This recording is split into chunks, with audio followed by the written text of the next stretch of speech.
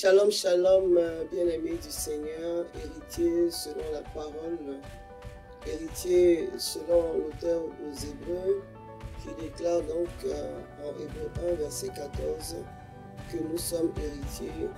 Et parce que nous sommes héritiers, le ministère des anges se manifeste pour nous. Et je veux dire, c'est une grande bénédiction pour nous, puisque nous sommes au mois de septembre, mois que l'Église a dédié donc aux anges. Et nous prions donc que tous les anges que Dieu a créés au service des héritiers se manifestent pour vous. Que l'amour de Dieu le Père, la grâce de notre Seigneur Jésus-Christ et la communion du Saint-Esprit soient avec nous tous. Soyez bénis dans vos maisons, dans vos lieux de travail. Que Dieu considère vos attentes et se souvienne de vos projets de vie. Bien-aimés, je me tiens là ce matin pour vous parler d'un séminaire important qui est la suite d'un premier grand séminaire que nous avons vécu ensemble et que nous dénommons Rehoboth International. Et nous nous souvenons que les 7, 8 et 9 mai 2019, nous avons vécu un temps extraordinaire avec le Seigneur. Et comme nous sommes des enfants intelligents, parce que la semence en nous n'est pas corruptible et que l'Esprit de Dieu se joint à notre esprit pour attester que nous sommes enfants de Dieu, il nous faut avoir donc les réflexes des héritiers, les attitudes de l'enfant de Dieu, et l'enfant de Dieu veille sur la parole qui a été relâchée sur sa vie jusqu'à son accomplissement. Alors le Saint-Esprit et nous avons donc décidé de veiller sur la parole qui a été relâchée sur chacune de nos vies au cours du Rehoboth International. C'est pourquoi ce que je vais dire maintenant s'intéresse et concerne en premier lieu tous ceux qui ont participé à Rehoboth International et en second lieu les ouvriers de la dernière heure qui à eux aussi peuvent mériter la même grâce que ceux de la première heure. Je voudrais donc que nous puissions parler de Rehoboth Consolidation qui va avoir lieu le 12 et le 13 octobre 2019 et qui va encore réunir quelques prédicateurs du Rehoboth International pour veiller sur sa parole, pour veiller sur la prophétie jusqu'à son accomplissement. Certains, nous nous souvenons de cela, pendant ce séminaire, ont expérimenté la grâce justement immédiate. D'autres seront donc dans le cas de ceux qui attendent l'accomplissement, mais qui tiennent ferme dans leur cœur la parole prophétique qui a été relâchée sur leur vie. C'est pourquoi je voudrais vraiment que nous puissions vivre ensemble ce deuxième séminaire qui vient donc comme pour consolider la parole prophétique. Et le thème de ce deuxième séminaire s'intitule « Active la prophétie ». Pourquoi active la prophétie? Vous savez que la parole prophétique est donc une parole inspirée de Dieu à un serviteur de Dieu dans le but justement de transformer l'existence de l'homme pour que le projet de Dieu sur sa vie puisse être accompli. Et donc cette parole prophétique est chargée d'une option, est chargée d'un rhéma.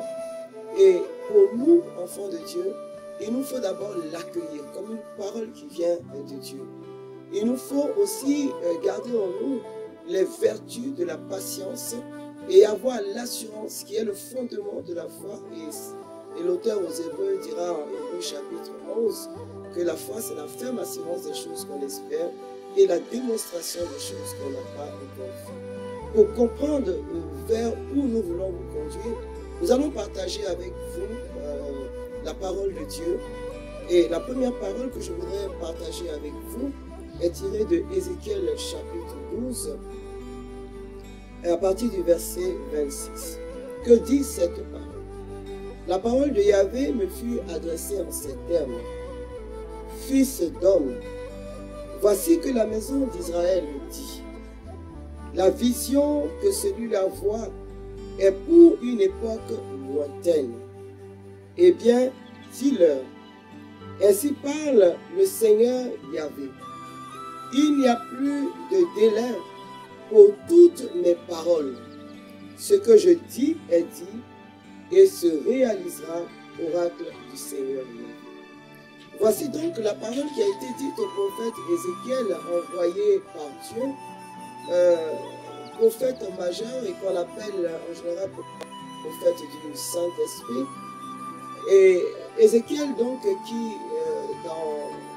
on va dire dans son espace de vie, prophète dans sa contemporanité, va donc annoncer des décrets, des oracles du Seigneur. Et le peuple regarde Ézéchiel en se disant, oui, nous avons entendu ce que tu as dit. Pour certains, oui, nous croyons que cette parole vient de Dieu. Mais pour la grande majorité, cette parole s'accomplira un jour, on verra. Amen. Et Dieu vient donc pour conforter d'abord le prophète et ensuite pour confirmer l'onction qu'il y a sur son prophète, en donnant maintenant au peuple une autre parole majeure qui va venir pour arrêter toutes les supputations, tous les non-dits dans le cœur de ceux qui écoutent le prophète.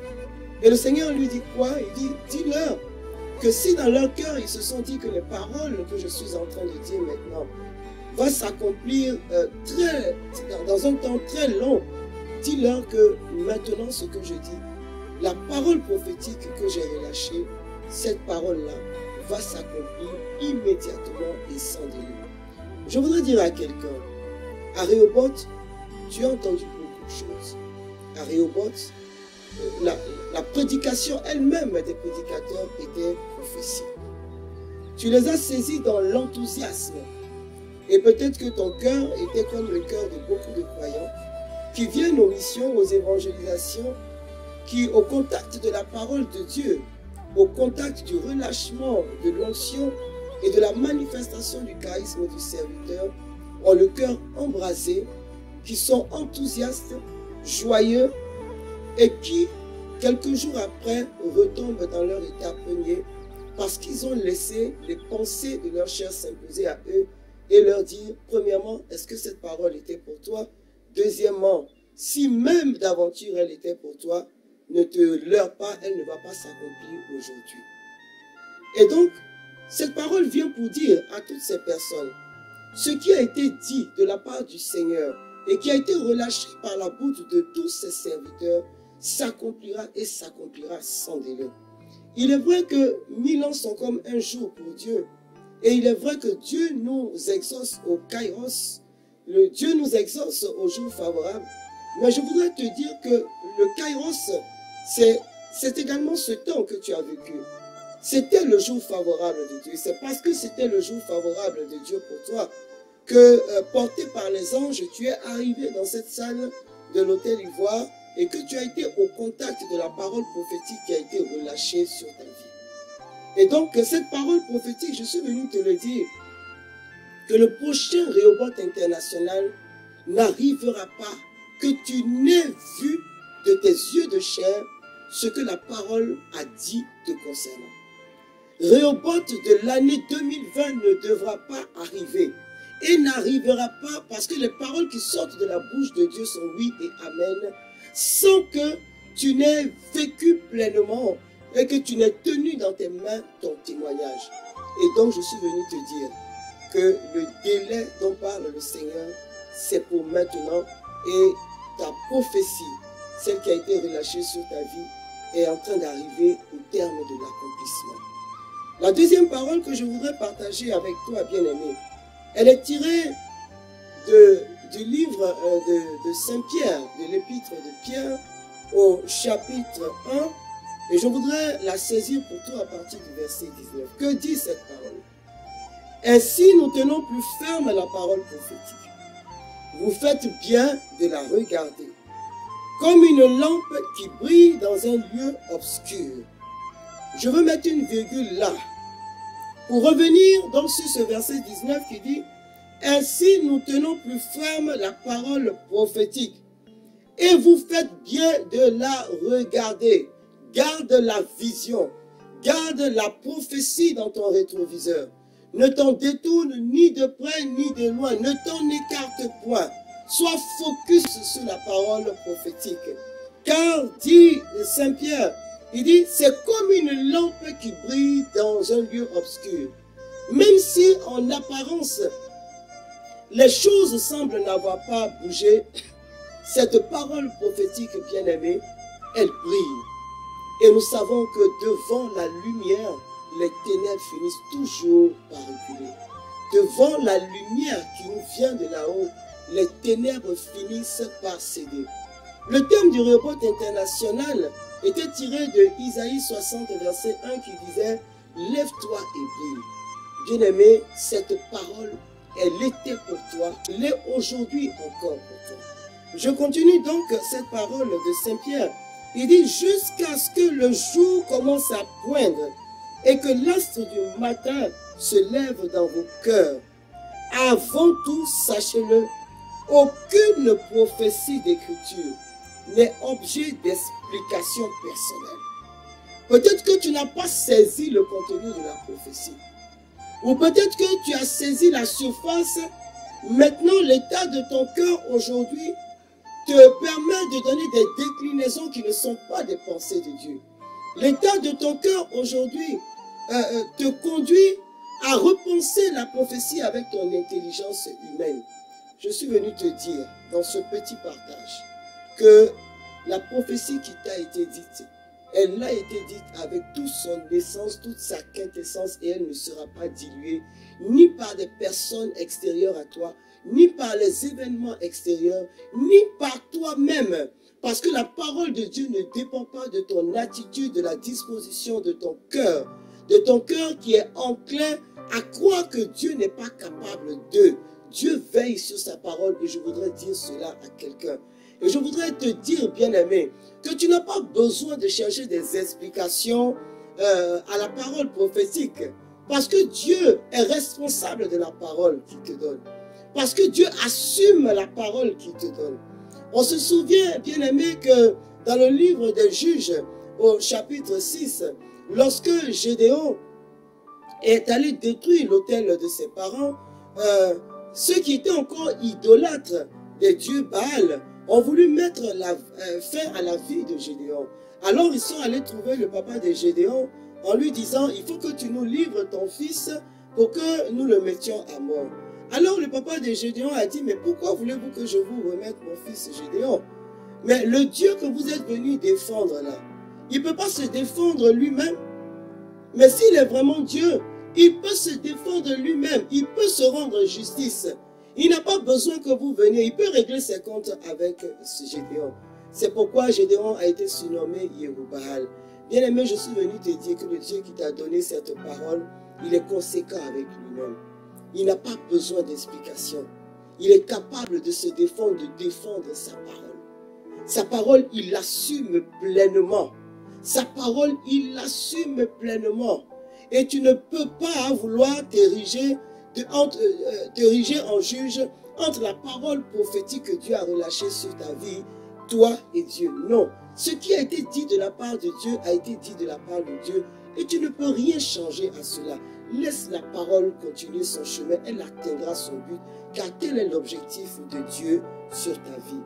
Je continue, la parole dit, ce n'est pas d'une volonté humaine qu'est jamais venue une prophétie. C'est poussé par l'Esprit Saint que les hommes ont parlé de la part de Dieu. Bien-aimé, est-ce que tu comprends ce que je suis en train de te dire? Je suis en train de te dire que la prophétie qu'on t'a donnée et qui, à cause de ta façon de vivre ta foi, a été interceptée et puis mis dans le frigo, je suis en train de te dire que premièrement, elle ne t'appartient pas cette prophétie. Quand je dis qu'elle ne t'appartient pas, je veux dire que ce n'est pas toi qui es le propriétaire de la prophétie. Le propriétaire d'une prophétie, c'est Dieu. Même s'il passe par le canal d'un homme, le propriétaire d'une prophétie, c'est Dieu. Je suis venu te dire que comme la main ne peut pas retenir le soleil, tu ne pourras pas retenir la prophétie. Tu peux faire en sorte que la prophétie relâchée de la main de Dieu puisse avoir un certain retard. Mais je veux te dire que quand Dieu rentre dans l'activation, alors, quel que soit ce que tu vas mettre en mouvement, tu vas tomber les quatre roues en l'air et la prophétie va s'imposer à toi. Je suis venu donc dire à quelqu'un qu'au cours de ce séminaire, les prédicateurs, qui pour la plupart sont les prédicateurs du Rehoboth international, viendront pour non seulement te donner l'assurance que la parole qui a été dite par Dieu, mais ils viendront aussi pour te dire, si toi tu n'as pas la force pour accompagner cette parole prophétique, nous, parce que nous sommes serviteurs de Dieu et parce que nous sommes loin de Dieu, nous venons pour conduire la prophétie à son terme et pour t'aider à porter la prophétie. Que tu le veuilles ou que tu ne le veuilles pas. Si on t'a dit que tu vas te marier, fais ce que tu veux. Décourage-toi, saute à gauche, à droite, cette prophétie va t'atteindre. Que tu le veuilles ou que tu ne le veuilles pas. Si on t'a dit que tu vas avoir des enfants, bien-aimé, fais tout ce que tu veux. Bien-aimé, je veux te dire une chose. Le Dieu qui a dit que tu vas enfanter fera en sorte que tu enfantes. Si on t'a dit que tu vas avoir un travail, je suis en train de te dire que moi, mon délai, c'est entre 2 Rehoboth. Parce que la prophétie qui a été dite à un Rehoboth ne peut pas attendre le 2e Rehoboth. Quand on vient à un autre Rehoboth, on vient pour témoigner. On ne vient pas pour saisir une autre prophétie qu'on va mettre à côté de la prophétie qu'on avait entendue au Rehoboth précédent. Ce n'est pas possible. Ce n'est pas possible. Et je sais de qui je parle, je sais en qui j'ai mis ma foi. Et je suis venu te dire qu'ensemble, nous allons activer la prophétie. Nous allons l'activer par un relâchement de grâce supplémentaire. Nous allons l'activer par un relâchement de prédication dans la puissance. Nous allons l'activer par un relâchement de louange extraordinaire, car dit le psalmiste, Dieu siège au cœur de la louange. Nous allons l'activer par une atmosphère de communion, car la parole de Dieu déclare également, bien-aimé, qu'il est bon, qu'il est doux pour des frères de demeurer ensemble, car c'est là, c'est un lieu où Dieu répand sa bénédiction, une huile d'onction qui coule depuis la barbe d'Aaron et qui descend. Et donc, cette présence, cette proximité avec les prédicateurs, cette proximité entre nous et les autres, cette proximité avec la louange va déclencher une activation, une accélération de la prophétie. Et bien aimé, toi aussi, à Rehoboth 2020, tu témoigneras et tu diras, j'avais entendu parler de lui, mais aujourd'hui, mes yeux ont vu. Je veux rassurer quelqu'un pour terminer. Daniel chapitre 10 nous parle donc de l'intervention de l'archange Gabriel. L'archange Gabriel qui est venu à Daniel par 3 fois et qui la 3e fois lui a dit, Daniel, lève-toi. Alors que Daniel était en train de jeûner et de prier.